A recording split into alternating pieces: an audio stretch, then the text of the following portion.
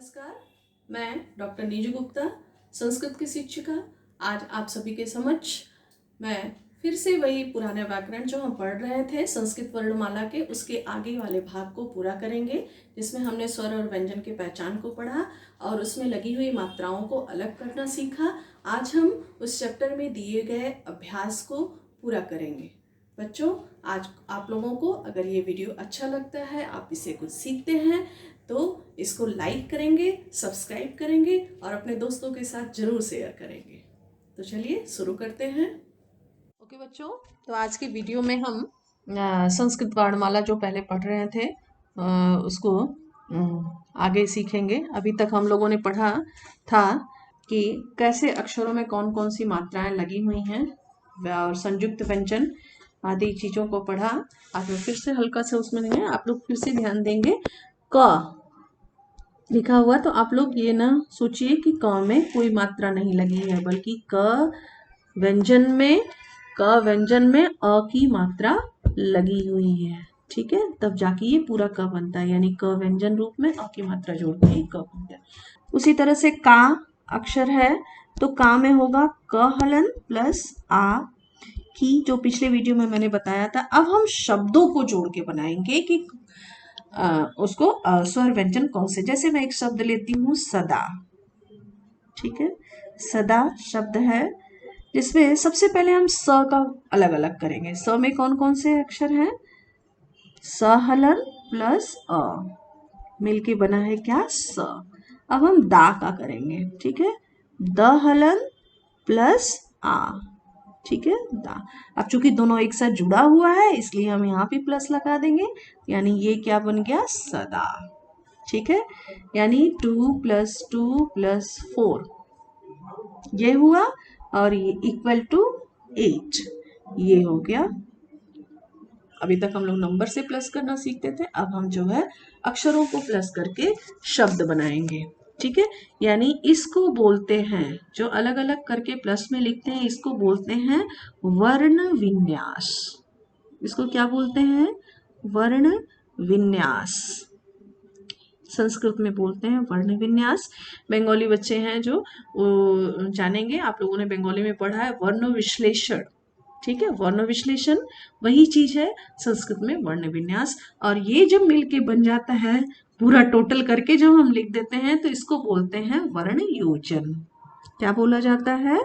वर्ण योजन या फिर वर्ण संयोजन, दोनों बोल सकते हैं। ठीक है, दोनों सही है, वर्ण संयोजन। ओके, इस तरह से आप जानिए कि जब टोटल करके हम एक साथ लिख देते हैं, इसको वर्ण योजन या फिर वर्ण संयोजनम। ठीक है, और जब अलग अलग करते हैं तो इसको बोलते हैं वर्ण विन्यासम या वर्ण विन्यास।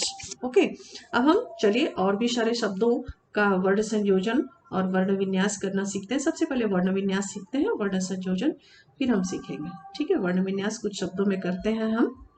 वर्ण विन्यास के लिए शब्द है, पहले हमने तो सदा सीखा, अब हम सीख रहे हैं एकदा। ठीक है, एकदा का क्या करेंगे हम लोग? वर्ण विन्यास। एकदा का वर्ण विन्यास करेंगे हम। सबसे पहले क्या है ये? ए। बहुत सारे बच्चे क्या लिखना शुरू करेंगे? ए हलंत प्लस क हलन। बिल्कुल नहीं, ए स्वर है। ठीक है, ये आधा नहीं होगा, ए आधा नहीं होगा, इसमें हलंत, इसमें हलन नहीं जुड़ेगा। ये जब भी कहीं पर कोई भी स्वर आ रहा है, तो स्वर का हम ऐसे ही लिखेंगे, वो इसमें कोई हलंत नहीं होगा, वो आधा नहीं होगा। ठीक है, ए प्लस अब क का करेंगे हम। क व्यंजन में है, क हलन प्लस अ। ठीक है, अ प्लस अब दा का करेंगे। ठीक है, द हलन प्लस आ मिलके क्या बन गया हमारा? एकदा। ठीक है, उसी तरह से हम दूसरा अक्षर लेते हैं अपी, और शब्द लेते हैं हम अपी। अब अपी का करेंगे हम, तो अपी में देखेंगे क्या है? अ, चूंकि स्वर है, ठीक है, इसलिए हम इसको आधा नहीं करेंगे, अ और पी। बहुत सारे बच्चे क्या होते हैं, प में ई की मात्रा लगी तो पहले ई लगा देंगे। नहीं, बिल्कुल नहीं, प में ई की मात्रा लगी हुई है। ठीक है, इसलिए हम पहले प को करेंगे, प हलन प्लस हर्षोईकार, हर्षोईकार की मात्रा लगी है इसलिए हर्षोईकार। ये हो गया अपे। उसके बाद आइए और दूसरे शब्दों को करते हैं। आम, यहाँ पे आम शब्द मैंने लिया, तो आम का हम करेंगे, देखेंगे यहाँ आ स्वर है इसलिए लिख देंगे हम डायरेक्ट आ प्लस और ये म, चूंकि म पहले से यहाँ पे हलंत के रूप में दिया हुआ है इसलिए हलंत इसमें अ है नहीं, क्योंकि म तो पूरा नहीं है, हलंत है, इसलिए हम ऐसे ही लिख के छोड़ देंगे। ये हो गया आम। ठीक है, अब आते हैं, मान लीजिए दिया हुआ है कंग, ऐसे दिया हुआ है तो इसमें क्या लिखा हुआ है, क हलन प्लस अंग, अनुस्वार। एक चीज और, पिछले वीडियो में मैंने आपको नहीं बताया था कि अंग और अह दो चीजें, एक है अंग और अह। आप ऊपर के वर्णमाला में देखेंगे तो ये दोनों शब्द, दोनों अक्षर नहीं दिए हुए थे। ठीक है, अंग यानी अनुस्वार और अह यानी विसर्ग। ठीक है, ये दोनों स्वर में नहीं आते हैं, आप लोगों ने पढ़ा है अ से लेके अह तक स्वर। ठीक है, ये दोनों को बोलते हैं आयोगवाह। क्या बोलते हैं, आयोगवाह, आयोगवाह बोलते हैं। क्यों, क्योंकि ये जरूरी नहीं है कि अनुस्वार जो ऊपर में बिंदी लगी हुई है, ये जो बिंदु लगी हुई है ये केवल अ के ऊपर, ये किसी भी अक्षर, व्यंजन के ऊपर, स्वर के ऊपर, किसी के अक्षर के ऊपर लग सकता है। ठीक है, तो इसीलिए, और ये जो विसर्ग है ये भी कहीं पर भी लग सकता है, इसलिए इसको स्वर में नहीं गिना जाता है, बल्कि इसका नाम क्या दिया गया है, आयोगवाह। ठीक है, क के ऊपर भी हम लगा सकते हैं क। ठीक है, अब एक मात्रा लगाए हुए हैं क पे कि उसके ऊपर भी लगा सकते हैं ऐसे। और दूसरी मात्राओं में आप नहीं देखेंगे कि एक मात्रा लगी हुई है, जैसे मान लीजिए मैंने लिखा स पे हर्षोईकार की मात्रा पहले से लगी हुई है और उस पे आ की मात्रा भी लगा देंगे, ऐसा नहीं होता है, दो दो स्वर एक साथ नहीं होते हैं। लेकिन ये विसर्ग और अनुस्वार, विसर्ग और अनुस्वार ये दोनों में लगता है, जैसे स पे मैंने ई की मात्रा लगी है और यहाँ पे विसर्ग लगा दिया। ठीक है, या फिर ये विसर्ग न लग के, यहाँ पे विसर्ग न लग के हम सॉरी अनुस्वार न लग के हम यहाँ विसर्ग लगा दिए। तो इस तरह से अनुस्वार और विसर्ग दोनों का प्रयोग हम किसी भी मात्रा के ऊपर कर सकते हैं, किसी व्यंजन के ऊपर कर सकते हैं, इसीलिए इसको आयोगवाह में की श्रेणी में रखते हैं, हम स्वर की श्रेणी में नहीं रखते हैं बच्चों। तो हम देखते हैं इसको, अब वर्ण विन्यासम, वर्ण विन्यास करना सीखते हैं। कैसे करना है हमको, हम बुक में ही करना शुरू करेंगे। सबसे पहले आइए वर्णों को करते हैं। हाँ, र, यहाँ पे उदाहरण में दिया हुआ है, देखेंगे र हम देखेंगे बहुत सारे बच्चे क्या करते हैं, र पे जब उ की मात्रा लगाते हैं तो आप लोग क्या करते हो, नीचे में लगा देते हो, या फिर हर्षो उकार की मात्रा ऐसे लगा देते हो। बिल्कुल नहीं, र में हम उ की मात्रा कैसे लगाएंगे, ये यहाँ बीच में लगाते हैं हम मात्रा, हर्षो उकार की मात्रा ऐसे। ठीक है, हर्षो उकार की मात्रा ऐसे लगेगी और दीर्घ उकार की मात्रा ऐसे लगेगी।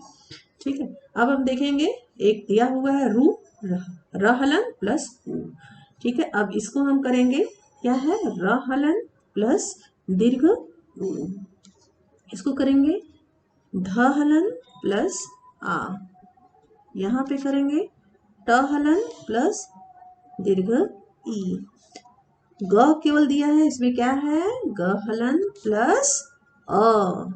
ठीक है, अब यहाँ पे व्री, तो वहलन प्लस रीकार।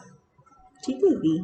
उसके बाद शे है, सहलन प्लस ए, पहलन प्लस ओ, नहलन प्लस ए, धहलन प्लस आ।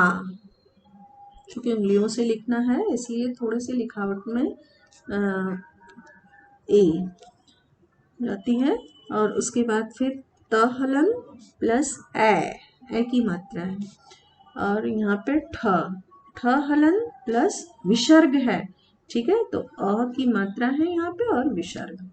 उसके बाद डहलन प्लस अनुस्वार है यहाँ पे, तो हम अनुस्वार दे देंगे। उसके बाद तहलन प्लस हर्षोईकार, धहलन प्लस ओ कार। इस तरह से फिर है महलन प्लस हर्षोईकार, तहलन प्लस रीकार। अब यहाँ पर देखेंगे दीर्घ री का प्रयोग है, व हलंत प्लस दीर्घ री। देखो 2 बार लटकाया गया है, ठीक है। अगर व लिखना है, इस पे री लगाना है तो ऐसे, और दीर्घ री है तो एक बार और ऐसे लटक जाता है। ओके, नेक्स्ट है म हलंत प्लस दीर्घ ई और प हलंत प्लस औ। इस तरह से हमारा अभ्यास का पहला क्वेश्चन समाप्त होता है। दूसरे प्रश्न में हम आते हैं और देखेंगे यहाँ पे अभी तक तो वर्ण विन्यास किए हम लोगों ने, एक एक अक्षर का केवल किया, अक्षर में स्वर और व्यंजन मिले थे। अब हम वर्ण योजनम करेंगे। क्या करेंगे? वर्ण योजनम, यानी जोड़ना है। अ प्लस त हलंत प्लस र हलंत प्लस अ, अत्र लिखा हुआ है, ठीक है। अब हम इसको करेंगे, क्या होगा हमारा? आप जानते हैं क हलंत प्लस उ मिलके क्या हो गया? उ। और त हलंत र हलंत प्लस अ यानी त्र, पुत्र। इसको करेंगे क्या हो जाएगा? तत्र। इसको करेंगे क्या हो जाएगा? सदा। सदा। इसको यदा, ठीक है। इस तरह से ये सारी चीजें करके हम आपको डिस्क्रिप्शन बॉक्स में डाल देंगे सारा किया हुआ। इस तरह से हम तीसरे क्वेश्चन और चौथे क्वेश्चन को हम आपको तीसरे, चौथे और पांचवें क्वेश्चन को नेक्स्ट वीडियो में बताएंगे कि इसमें कैसे वर्ण विन्यास करना है। इसके पहले आप जैसे मैंने बताया उसके अनुसार आप प्रैक्टिस भी इसका कर सकते हैं, खुद से प्रैक्टिस कर सकते हैं। जहाँ पर कोई प्रॉब्लम होगा नेक्स्ट वीडियो के आधार पर आप उसको कंफर्म कर लेंगे। धन्यवाद।